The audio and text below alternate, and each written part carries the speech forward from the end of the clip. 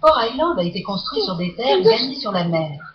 Les autorités de la ville ont effectué un remblai de 80 millions de mètres cubes de terre sablonneuse provenant du mont Rocco sur une zone de 4,5 km². Le chantier a duré 14 ans et s'est achevé en 1980. Cette terre, gagnée sur la mer, est normalement parfaitement constructible. Mais juste sous la surface, elle est moins tassée et saturée d'eau.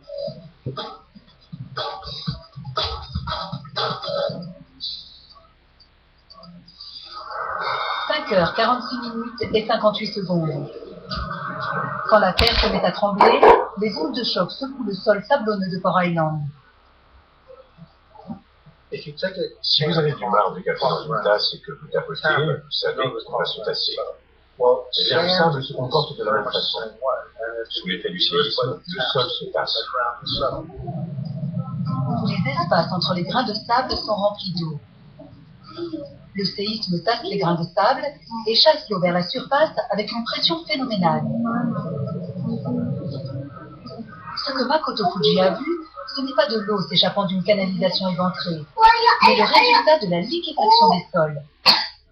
Les enquêteurs ont conclu que c'est la liquéfaction des sols gagnée sur la mer qui a détruit la majeure partie de la zone portuaire de Kobe.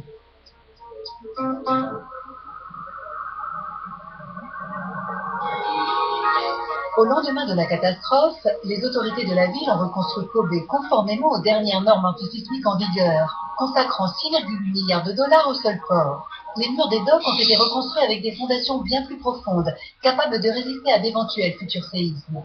Des maisons modernes aux murs solides et aux toits plus légers ont remplacé les maisons traditionnelles dans les quartiers rasés par le séisme. Et la voie rapide aérienne a bénéficié de travaux de modernisation s'élevant à 3 milliards de dollars. Les piliers ont été renforcés par un plus grand nombre de tiges et par des gaines d'acier. Yoshio Fukumoto conduit toujours des bus. Sa survie miraculeuse en a fait le chauffeur de bus le plus célèbre du Japon. Mais lorsqu'il entend parler de tremblements de terre, il en a encore des frissons dans le dos.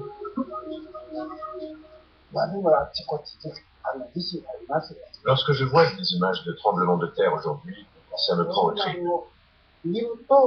J'ai très peur des séismes.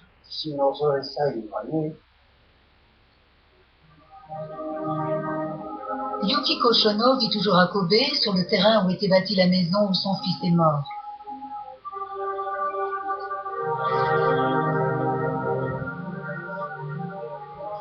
Elle donne désormais des conférences en vue de préparer le public au séisme.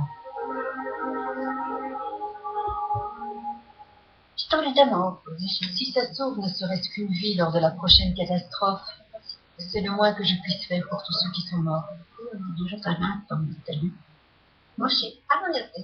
S'il y a un au-delà, quand j'aurai rejoint mon fils, je pourrai sourire et lui dire fièrement « Maman a fait de belles choses ».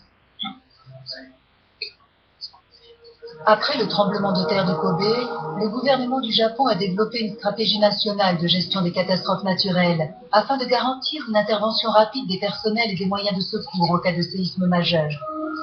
Lorsqu'un séisme de magnitude 6,8 a frappé la ville de Niigata en 2004, les équipes de secours sont arrivées sur les lieux en quelques heures. La catastrophe de Kobe a forcé les Japonais à réévaluer l'efficacité de leurs normes antisismiques. Ils ne peuvent changer la sismicité de leur pays, mais les leçons apprises à Kobe permettront peut-être de sauver des milliers de vies lors du prochain grand séisme.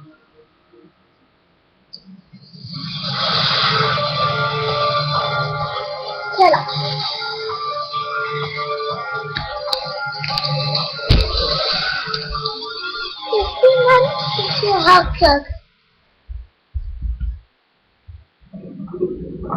I'm going to change it.